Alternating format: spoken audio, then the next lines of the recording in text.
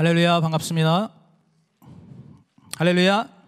네, 굉장히 얌전한 아멘이 울려 퍼지고 있습니다. 1부 예배 때 여러분 우리 어르신들 굉장히 우렁차게 아멘 하시거든요. 2부 예배 때 우리 성도님들도 물론 바쁜 일상, 고단한 일상을 이제 보내고 이 저녁에 오셨겠지만은 우리 하나님께서 우리 모두에게 새 힘을 주시고 능력을 주시고 또 우리에게 소망을 주시는 분임을 여러분 믿고 기대하시면서 그러한 기대하는 그 마음이 있다면은 우리 주님 앞에 기대하는 만큼 입을 크게 벌리고 기대하는 만큼 큰 소리로 말씀의 아멘으로 화답할 수 있을 줄로 믿습니다. 하나님께서 우리 수지산성교회의 예배를 다시 살려주시기를 간절히 소원하는 마음이 저만의 소원이 아니라 우리 모든 성도님들의 동일한 소원이 되기를 간절히 바라고 또 원합니다. 오늘 이렇게 이 자리에 나온 우리 성도님들도 그냥 수요일이 되었기 때문에 내가 수십 년 살면서 그냥 나의 몸이 관성에 이끌리듯이 이 수요일 밤이 되면 어김없이 그냥 내 발걸음이 움직여져서 오는 그러한 예배, 물론 그것도 귀하겠지만은 그러나 매주 한 번의 예배로 올 때마다 이 예배 가운데 하나님의 임재하심이, 하나님의 영광이 온전히 나타나기를 간절히 바라는 그러한 사모하는 마음, 갈급한 심령으로 한 주 한 주 예배를 드릴 때에 우리 수지산성교회가 새로운 회복의 역사를 맞이하고 또 우리 하나님께서 이 마지막 때에 이 코로나 이후에 하나님께서 이루고자 하시는 놀라운 뜻을 우리 교회를 통해서 이루어 나가실 것을 믿습니다. 오늘 설교 제목은 무너진 단을 다시 세우자입니다. 제가 지난번 이곳에서 이제 수요 예배 설교를 할 때 그때의 설교 제목은 무너진 성벽을 다시 세우자였습니다. 무너진 성벽을 세우자. 이제 느헤미야가 그가 이제 다시 가나안 땅으로 돌아와서 이제 무너져 있었던 그 예루살렘의 성벽을 다시 수축하고 재건하였던 것처럼 우리의 삶 가운데 있는, 우리의 삶 속에 있는 많은 무너져 있고 망가져 있는 그러한 많은 영역들을 우리가 주님을 의지하면서 다시 세워나가자고 말씀을 전했습니다. 이제 오늘 본문, 우리가 함께 읽은 이 본문에서는 엘리야라고 하는 그 하나님의 선지자가 무너진 여호와의 단을 수축하고 있습니다.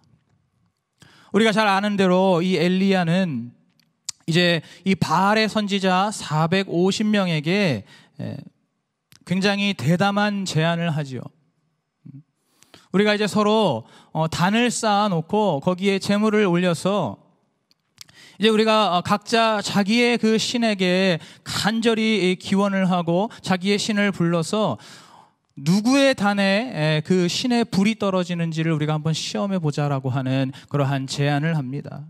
그렇게 함으로써 과연 바알이 정말 하나님인지 아니면 여호와 그분이 정말 하나님인지를 겨뤄보자고 하는 그러한 대결을 이제 이 엘리야가 바알 선지자들과 함께 벌이게 됩니다.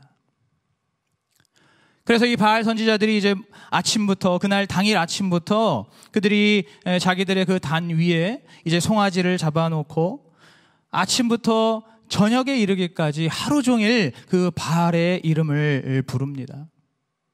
계속해서 바알의 이름을 부르면서 그들의 그 단에 그 바알이 임하고 바알의 불이 임하기를 바라는 그러한 마음으로 그곳에서 그 단 그 주변에서 춤을 추고 또 노래를 부르고 또 심지어는 칼과 창으로 자기들의 몸을 상하게 했는데도 불구하고 이 바알의 단에는 아무런 일도 일어나지가 않았습니다.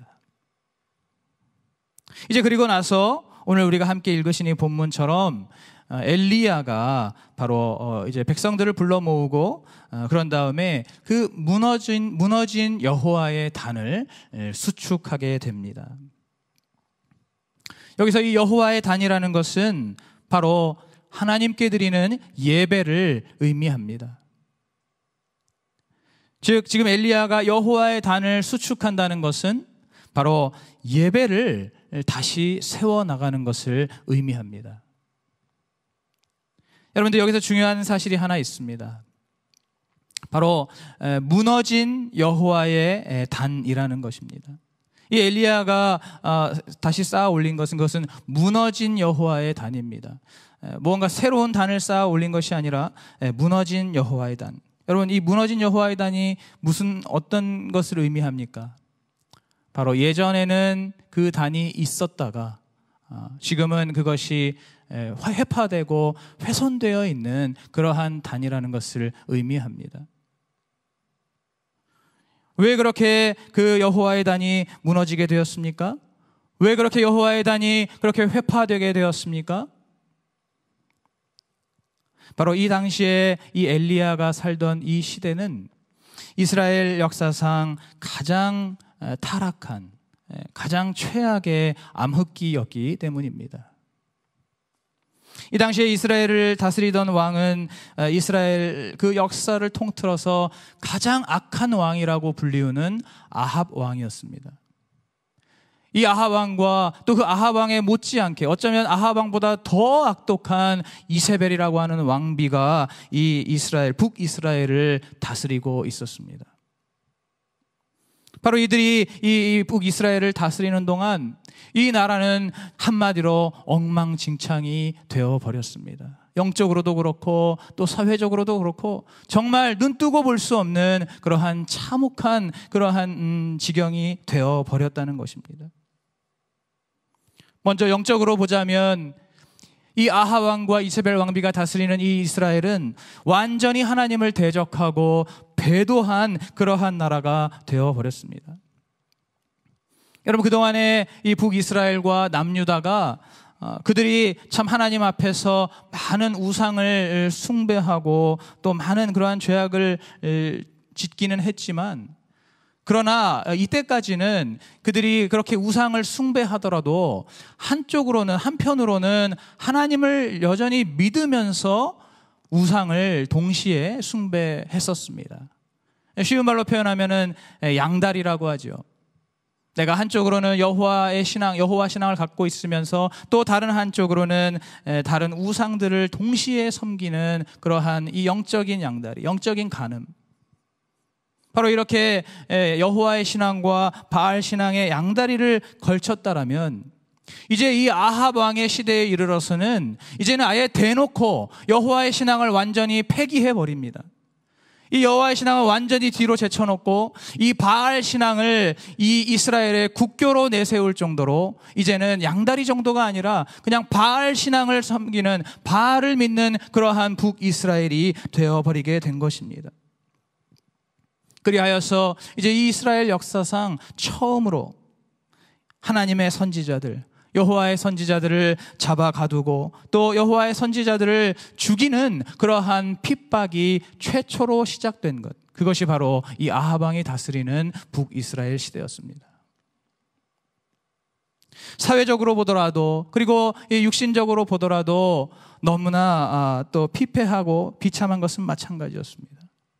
그 당시에 유례 없던 극심한 가뭄으로 인해서 모든 백성들이 그 가뭄으로 인해 너무나 정말 비참한,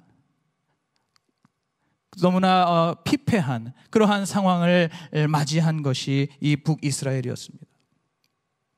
그러한 가운데 이 백성들은 철저한 무기력증에 빠지게 되었습니다. 어떠한 것도 우리를 구원해 줄 수 없다고 하는, 어떠한 것을 하더라도 희망이 없고 소망이 없다라고 하는 그러한 철저한 무기력증에 빠진 그러한 이스라엘 백성들을 우리가 발견할 수가 있습니다. 오늘 이 본문이 있는 열왕기상 18장의 21절을 보시면 그러한 백성들의 무기력한 단면이 표현이 되어 있습니다.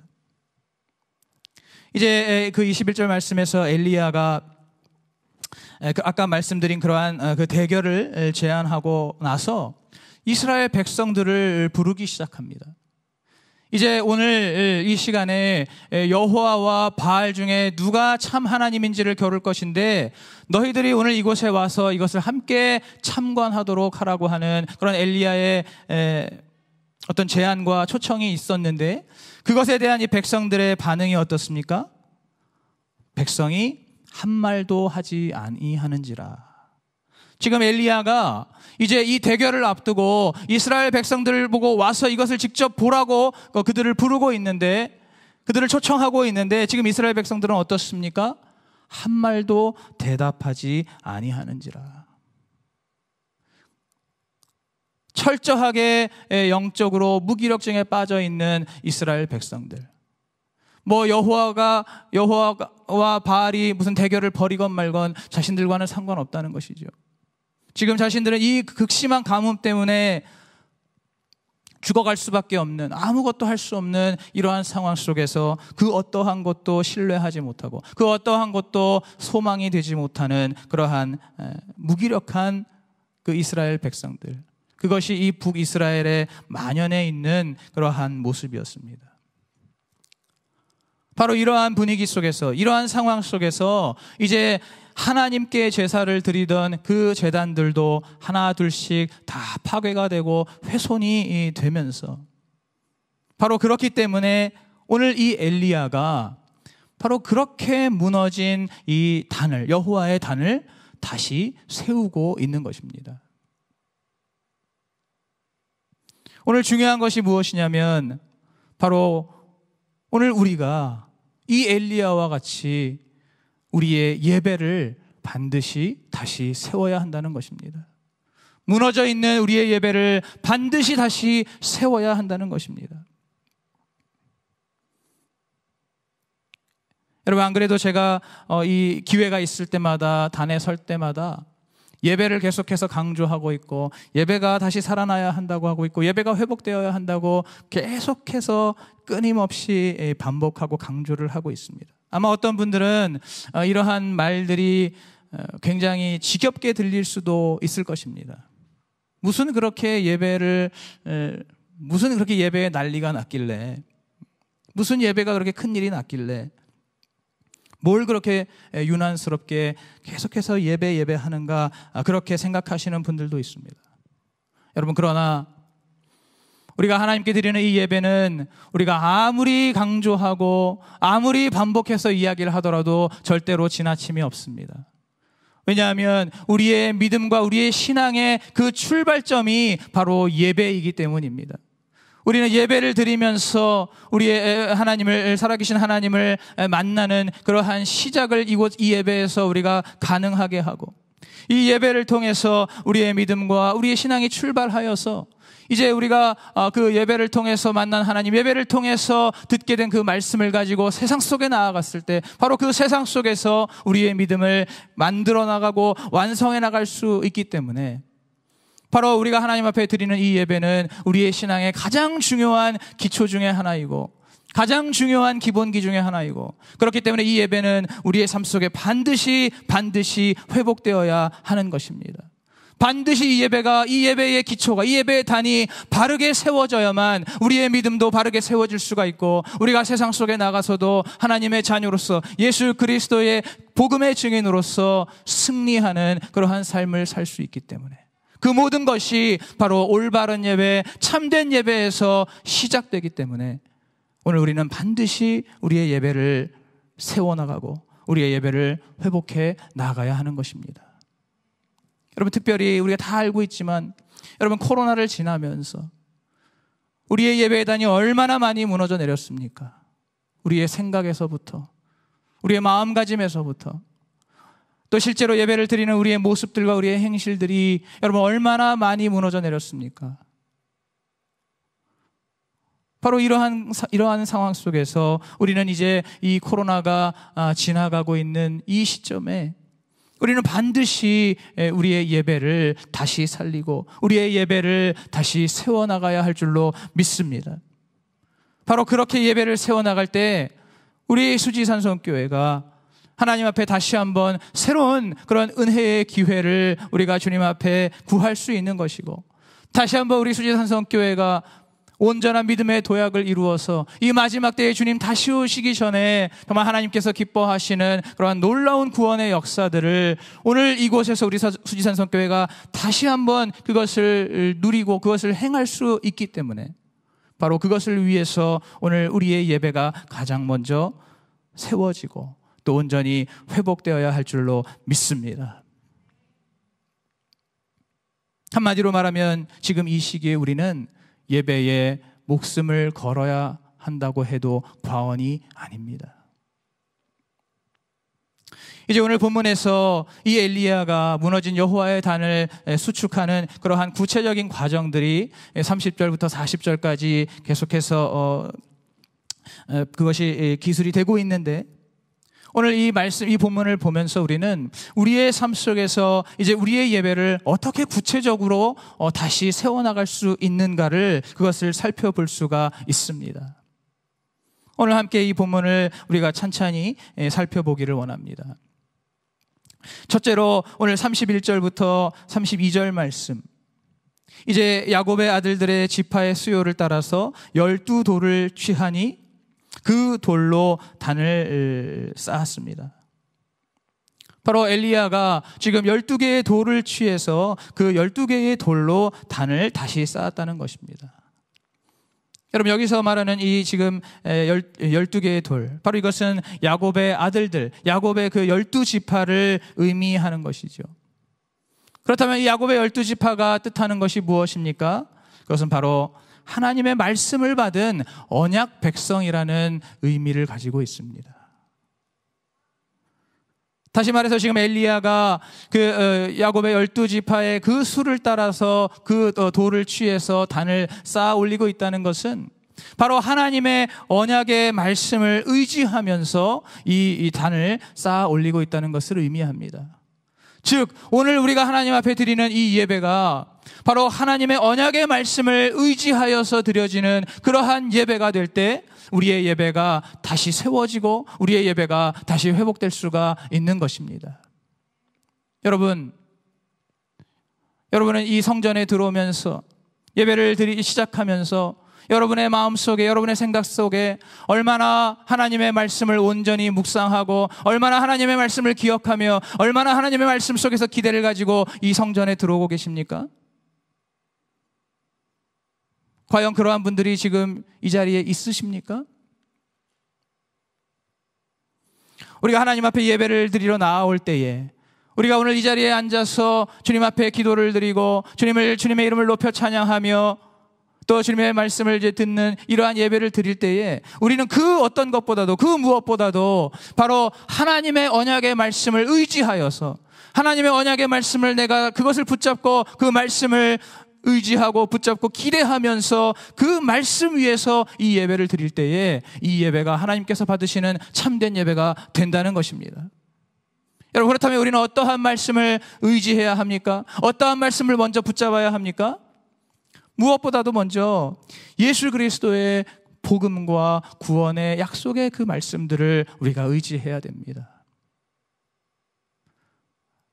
우리는 예수 그리스도를 통해서 구원을 받고 거듭난 하나님의 자녀가 되었고, 바로 예수 그리스도를 통해서 우리가 구원의 생명을 이제 얻게 되었기 때문에, 바로 그것으로 인해서, 그 은혜로 인해서 우리가 주님 전에 나와서 예배를 드릴 수가 있는 것이기 때문에, 바로 우리를 자녀 되게 하신, 우리를 거듭나게 하신, 우리를 구원받게 하신 그 예수 그리스도의 그 십자가 복음의 말씀을 붙들고 우리가 이 예배 가운데 나와야 한다는 것입니다.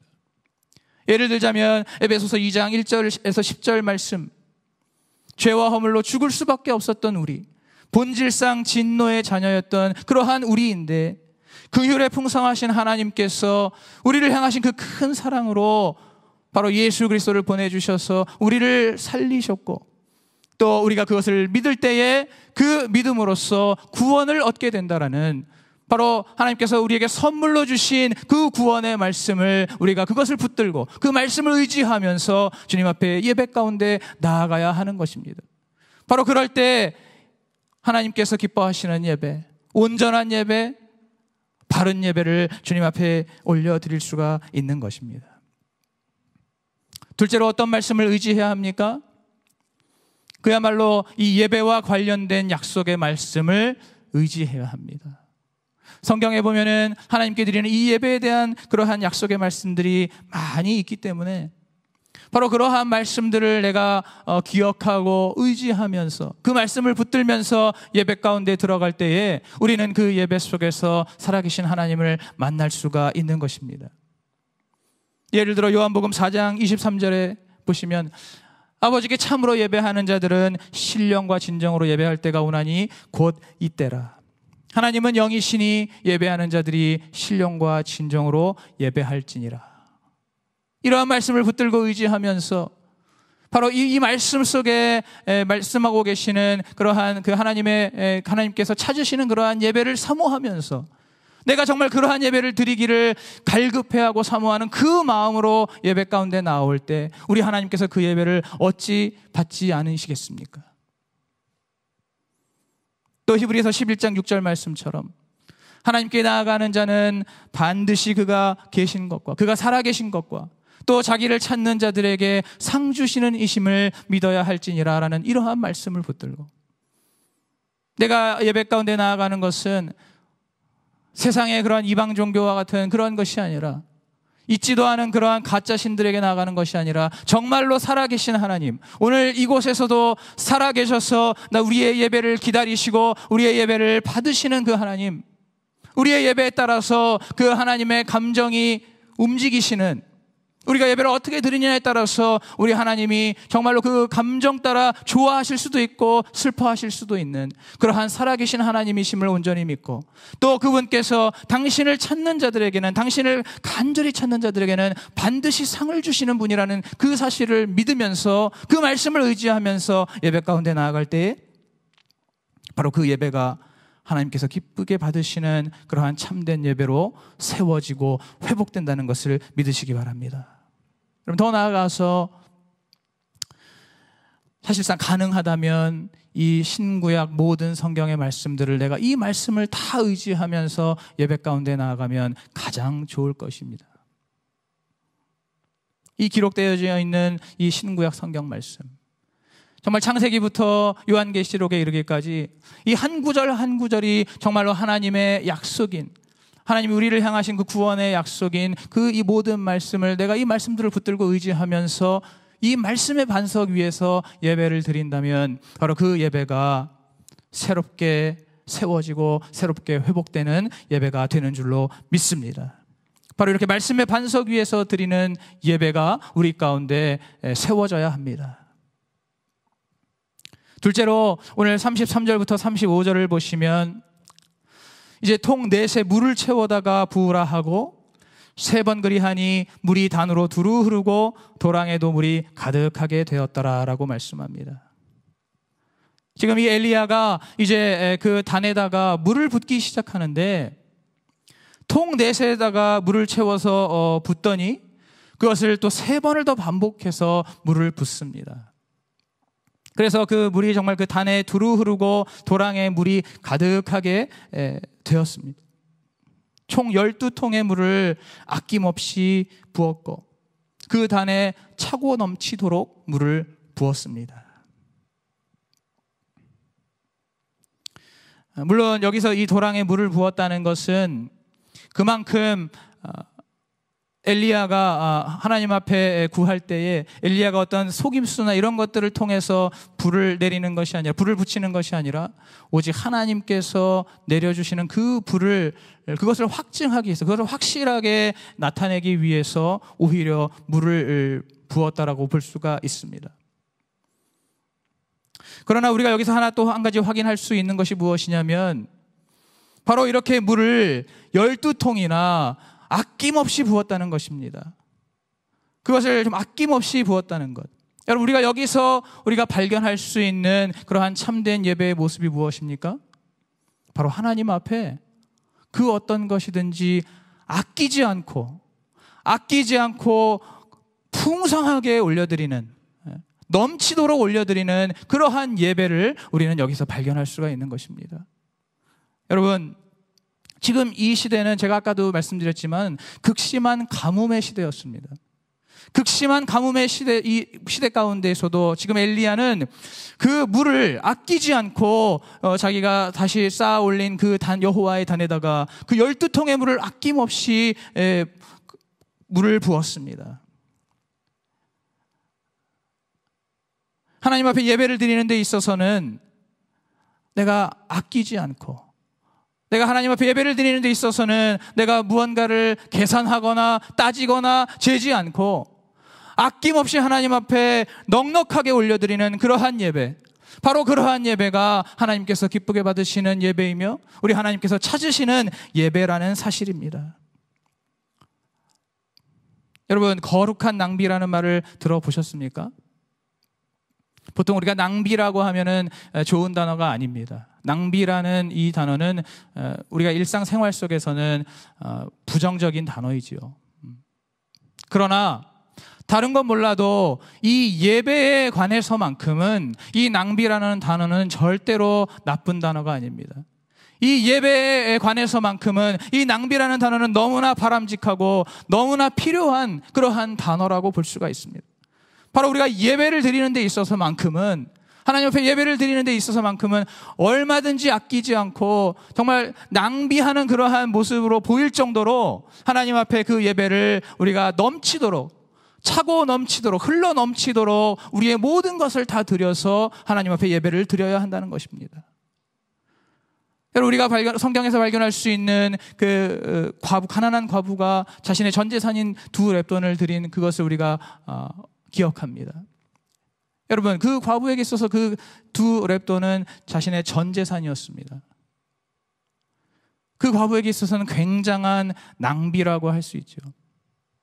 그것을 그것을 그 성전에 예물로 드렸을 때 예수님께서 그 여인을 칭찬하셨고, 거기에 온 모든 그 예루살렘을 찾은 모든 자들 중에 가장 큰 예물을, 가장 많은 예물을 드렸다라고 그렇게 예수님께서 말씀하시지 않으셨습니까? 또 우리가 잘 알고 있는 이 향유옥합을 깨뜨린 그 여인, 우리 지난주 주일 저녁 설교 때도 우리가 말씀을 들었지만은 그 순전한 나드, 그 귀한 그 향유옥합을, 그것을 과감하게 깨뜨려서 거기에 있는 향유로 예수님을 닦아드리며 예수님의 장사를 준비했던 그 여인의 그 모습. 여러분, 그때 그 옆에 있었던 제자들이 얼마나 이 여인을 욕하고 지적했습니까? 그야말로 낭비라는 것이죠. 그야말로 낭비라는 것입니다. 지금 그 향유옥합을, 그것을 차라리 팔아서 밖에 있는 많은 가난한 자들을 돕는다면 훨씬 많이 도울 수 있고 그것이 훨씬 더 의미 있는 일일 텐데 어찌하여 그 향유옥합을 깨뜨리냐며 그 여인을 지적하고 나무랍니다. 여러분, 그도 그럴 것이, 그 향유옥합이라는 것이 그 당시에 300데나리온, 지금으로 말하면 그 1데나리온이 그 당시에 하루 평균 임금이었기 때문에 300데나리온이라고 한다면 지금 여러분들 직장 생활하시면서 받으시는 연봉의 약 6분의 5라고 할 수가 있습니다. 어쨌거나 1년치 연봉의 버금가는 그러한 그 양의, 그 비용의 그 귀한 것을 지금 예수님 한 분을 위해서 그것을 과감하게 깨뜨렸다는 것입니다. 그만큼 큰 액수의, 큰 비용의 그 돈을 지금 이 예수님께 아낌없이, 남김없이, 미련 없이 그것을 과감하게 깨뜨려서 예수님께 올려드리는, 바로 이것이 거룩한 낭비입니다. 우리가 잘 알고 있는 다윗, 예배에 있어서만큼은 가장 바람직한 예배자의 모습이라고 우리가 흔히 얘기하는 이 다윗도 마찬가지입니다.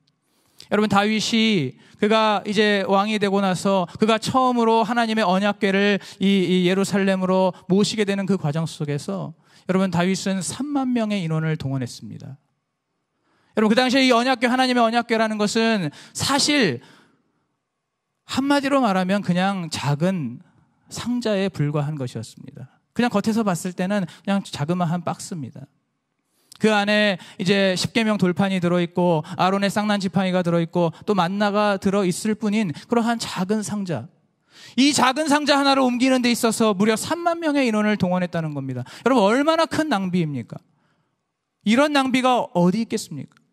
그런데도 다윗은 이 하나님의 언약궤를 옮기게 되는 그 가운데에서 3만 명의 백성들을 동원하여서 그 언약궤가 지나는 그 곳곳마다, 그 길가마다 그곳에서 하나님을 찬양하고 경배하도록 그렇게 그 인원을 동원했다는 겁니다. 여러분, 역대상 23장에 보시면 이제 다윗이 예루살렘에서 레위인들을 소집하는 그러한 그 이야기가 나옵니다. 그가 이제 솔로몬에게 왕위를 물려주게 되었을 무렵에 그가 예루살렘에서 레위인들을 이제 소집해서 레위인들을 세우기 시작하는데, 여러분, 무려 38,000명의 레위인들을 소집합니다. 그래서 그 중에서 이제 인원을 나누는데 24,000명은 성전의 업무를 담당하고, 또 6,000명은 이제 사무관과 재판관의 그 임무를 담당하고, 그리고 4,000명은 문지기의 역할을 담당하게 하고, 그리고 마지막 남은 4,000명은 다윗이 직접 만든 악기로 하나님을 찬양하게 합니다. 무려 4,000명이나 되는 인원이 각자가 모두가 악기를 들고 하나님을 찬양했다는 것입니다. 여러분, 그것을 우리가 감히 상상을 할 수 있겠습니까? 4,000명이라는 인원이 하나님을 일제히 찬양하고, 목소리로 찬양하고, 악기로 찬양하는, 각종 악기로 찬양하는 그러한 모습, 우리는 감히 상상도 하기 어렵습니다.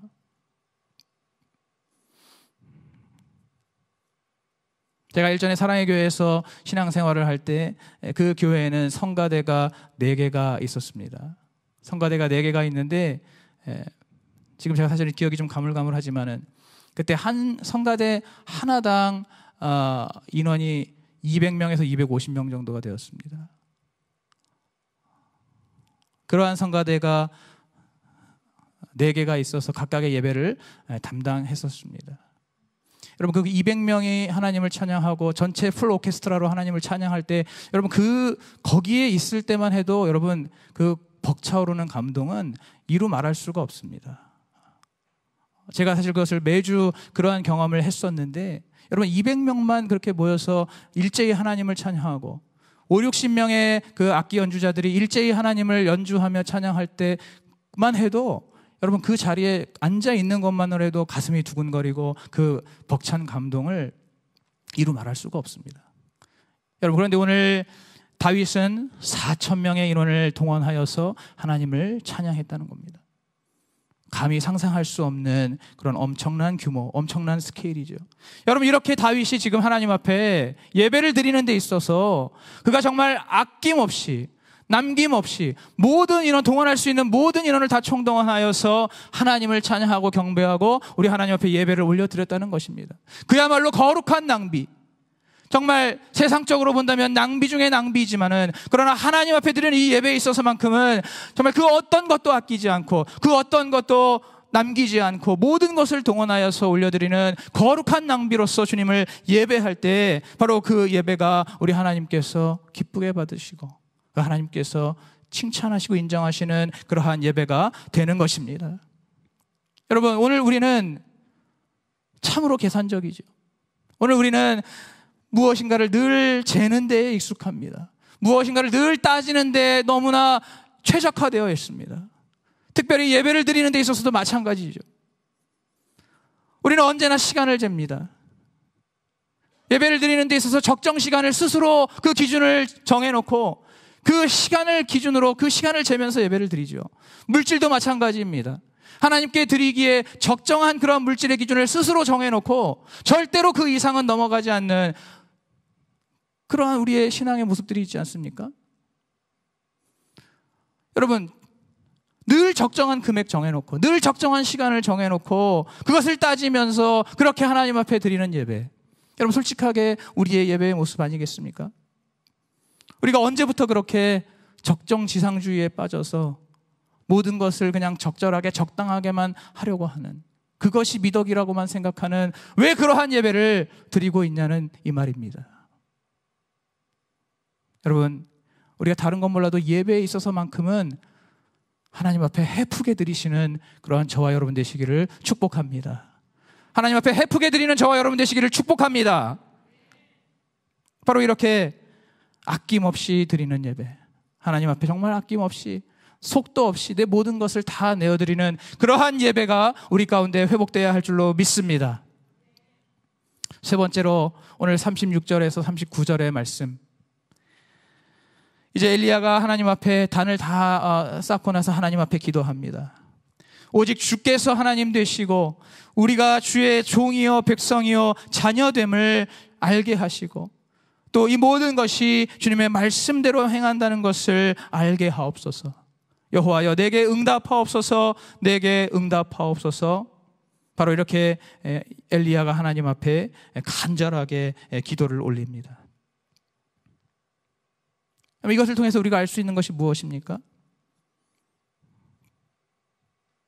바로 하나님의 영광과 성령의 임재를 그것을 간절히 사모하고 또 그것을 기대하고 신뢰하는 그러한 예배가 오늘 우리 가운데 회복되어야 한다는 것입니다.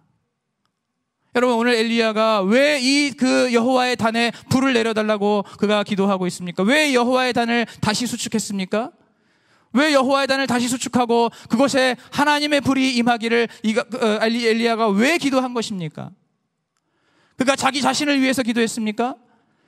그가 자기 자신의 어떤 명성을 위해서, 자기 자신이 잘 되기 위해서, 자기의 유익을 위해서 지금 하나님의 불을 구한 것이 결코 아닙니다. 오늘 엘리야가 이렇게 단을 다시 세우고 하나님 앞에 불을 내려달라고 기도한 것은 오늘 방금 우리가 확인했던 것처럼 오직 주님께서 하나님 되시고 우리 모두는 주님의 종이고 주님의 백성이고 주님의 자녀라는 사실을, 이것을 선포해달라고. 오늘 우리가 하는 이 모든 것들이 오직 주님의 말씀대로 순종하여서 행한다는 것을 우리 주님께서 보여주시옵소서. 우리 주님께서 모든 만민으로 하여금, 오늘 이곳에 모여있는 모든 백성으로 하여금 그것을 보게 하시고 그것을 알게 하여 주시옵소서. 바로 그러한 믿음, 그러한 간절한 마음의 소원으로 하나님 앞에 나의 기도를 응답해달라고 그렇게 기도한 것 아닙니까? 바로 오직 성령님께서 임재하시고 성령께서 역사하시는 그러한 예배, 그리하여서 그것을 통해서 하나님의 영광이 나타나는, 하나님의 영광의 얼굴이 비추어지고 하나님의 영광의 빛이 가득한 그러한 예배를, 그러한 그 하나님의 영광을 사모하였기에 오늘 엘리야가 이렇게 주님 앞에 마지막으로 기도를 드렸던 것입니다. 오늘 우리는 예배 가운데 과연 얼마나 우리가 성령의 임재를 사모하고 있습니까? 우리는 과연 얼마나 하나님의 영광을 간절히 구하면서 예배를 드리고 있습니까? 메마를 때로 메마르고 건조할 때로 건조해지지 않았습니까?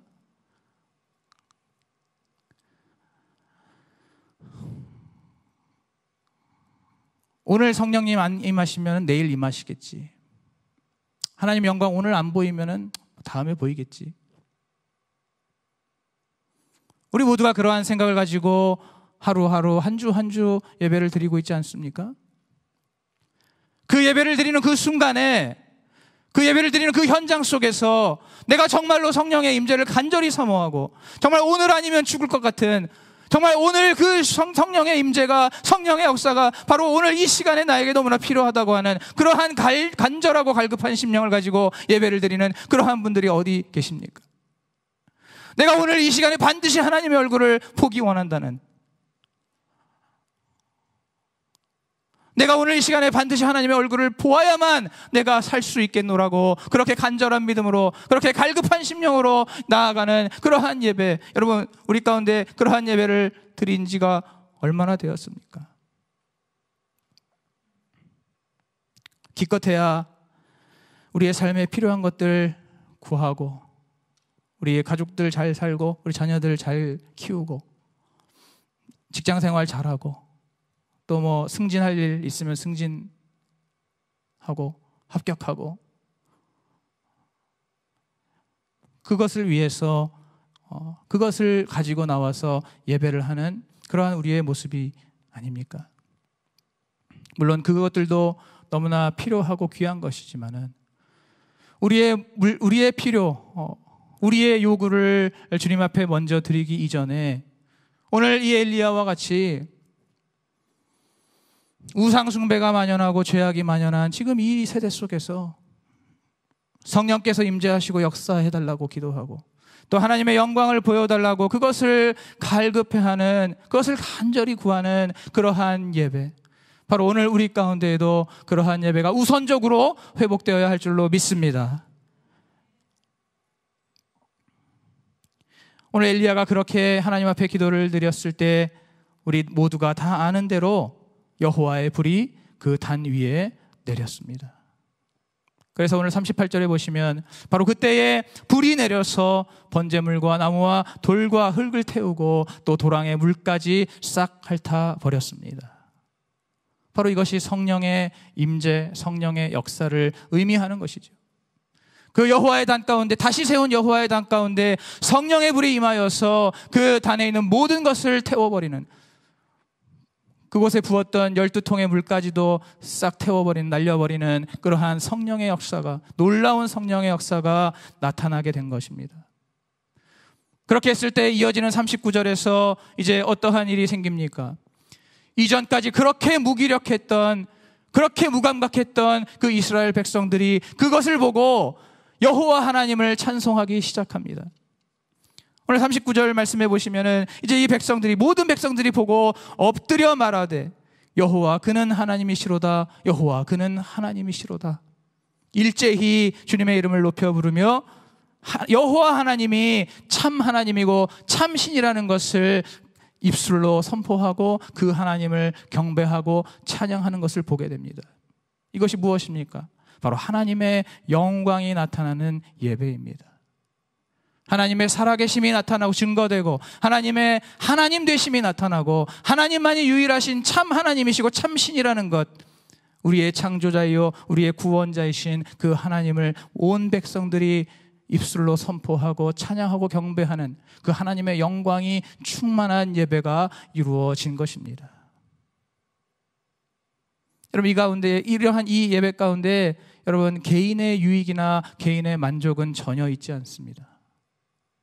개인이 잘 되는 것, 개인이 성공하는 것, 어떤 한 개인이 만사형통하는 것, 승승장구하는 그러한 일들은 없습니다. 여기에는 오직 하나님의 영광만이 있고, 여기에는 오직 성령의 임재와 역사만이 충만한 예배입니다. 여러분, 오늘 우리 수지한성교회 예배 가운데 이러한 예배가 회복되기를 간절히 축복합니다. 이러한 예배가 회복되기를 간절히 축복합니다. 하나님의 영광을 먼저 사모하고 성령의 임재와 역사하심을 그 어떤 것보다도 먼저 사모하는 그러한 예배, 그 가운데서 우리가 하나님 안에서 참된 만족과 행복과 그 평강을 누린다면은 이 세상에 그 어떤 것도 필요하지 않다라고 고백할 수 있는, 오직 하나님 한 분만으로 내가 충분하다고, 부족함이 없노라고 고백하고 선포할 수 있는 그러한 예배가 오늘 우리 수지산성교회 가운데 회복되어야 할 줄로 믿습니다. 네 번째로, 이제 마지막 40절에 보시면 이제 엘리야가 바알의 선지자를 잡되 저희를 기손 시내로 내려다가 거기서 죽이니라 말씀합니다. 무엇을 의미합니까? 바로 예배가 끝나고 났을 때 우리의 모든 죄와 우리의 모든 허물과 우리의 모든 악함들이 다 도말되는 그러한 예배를 의미합니다. 예배를 드리고 나서도 아무런 변화가 없는, 여전히 무감각하고 여전히 무기력한 그러한 예배의 반복이 아니라, 그러한 예배가 반복되는 그러한 덧없는 인생이 아니라, 한 번의 예배를 드리더라도 그 예배를 통해서 내 삶이 완전히 새로워지는, 그 예배를 통해서, 그 예배에서 내가 예수 그리스도의 십자가 복음을 만남으로써 그야말로 나의 삶이 새롭게 거듭나게 되고 새 사람이 되고 새로운 피조물이 되는 그러한 예배, 바로 그러한 예배가 오늘 우리가 하나님께 드려야 될 예배인 줄로 믿습니다. 이 예배를 드리고 났을 때 하나님의 말씀과 성령의 전신갑주로 온전히 무장하여서 바로 그것들로 무장된 그러한 예수 그리스도의 군사들이 다 되어서 이 세상 속에 나아갔을 때, 이 예배가 끝나고 예배당 문 밖을 나섰을 때에 나의 그러한 모든 죄성과 또 나를 괴롭히고 나를 속이는 원수 마귀를 향해서 승리를 선포하고, 그렇게 나의 삶이 바뀌어지고 나의 죄와 악한 습성과 습관들과 그런 모든 허물들이 깨끗하게 씻겨지고, 그렇게 나의 삶이 점점 더 예수 그리스도를 닮아가는 그러한 성화의 열매를 날마다 맺어가는 그러한 예배를 드리고 나면은 예수 그리스도의 십자가의 그 사랑이 성도 간에 흘러넘치고 그 사랑으로 서로가 용납하고 용서하고 이해하고 포용하는 그렇게 하나 되는 그러한 예배. 오늘 우리 수지산성교회가 바로 하나님 앞에 그러한 예배를 드리며 나아가야 할 줄로 믿습니다. 바로 이렇게 오늘 이 엘리야의 무너진 그 여호와의 단을 수축하는 과정을 통해서 우리는 4가지의 예배의 회복의 모습을 우리가 확인할 수 있습니다. 오늘 엘리야가 그 무너진 여호와의 단을 잘 수축하여서 하나님의 불이 임하는 그러한 그 하나님의 그 불이 임하고 제단을 불태우는 그러한 예배를 주님 앞에 올려드렸던 것처럼 오늘 우리의 삶 속에 모든 무너진 예배의 단이 회복되기를 주님의 이름으로 축복합니다. 오늘 우리의 삶 속에 많은 예배가 있지 않습니까? 여러분 가정 속에서 어떻게 예배를 드리고 계십니까? 우리 교회 안에서도 여러분 많은 예배를 드리지 않습니까? 매일 새벽 주님 앞에 예배를 드리고 있고 오늘처럼 이렇게 수요일에 예배를 2번씩 드리고 있고 또 금요 철야로 하나님 앞에 기도하며 예배를 드리고 있고 또 여러분 각각의 구역에서 많은 예배들을 계속해서 드리고 있습니다. 또 거룩하고 복된 주일에 주님께서 허락하신 귀한 주일 예배를 우리가 아침 저녁으로 올려드리고 있습니다. 여러분 그 예배 가운데 우리 어떠한 모습으로 어떠한 마음으로 임하여 예배를 드리고 있습니까? 우리가 드리는 그 모든 예배가 우리가 드리는 그 모든 예배 가운데 무너진 여호와의 단이 잘 수축되어서 우리가 드리는 모든 예배 가운데 성령의 불이 임하고 하나님의 영광이 나타나는 그러한 예배가 되어야 할 줄로 믿습니다. 우리의 삶에 드려지는 모든 예배 가운데 바로 이러한 여호와의 단을 수축하는 그러한 예배 회복이 있음으로 말미암아 오늘 우리의 삶 속에 우리의 예배 가운데 오늘 이 엘리야의 단과 같이 성령의 불이 타오르고 하나님의 진리의 말씀이 우리의 삶을 온전히 새롭게 하고 또한 은혜의 강물이 충만하게 흘러넘치는 그러한 우리 모든 수지산성 가족들의 예배와 그러한 우리 모든 수지산성 가족들의 삶이 되기를 예수 그리스도의 이름으로 축복합니다.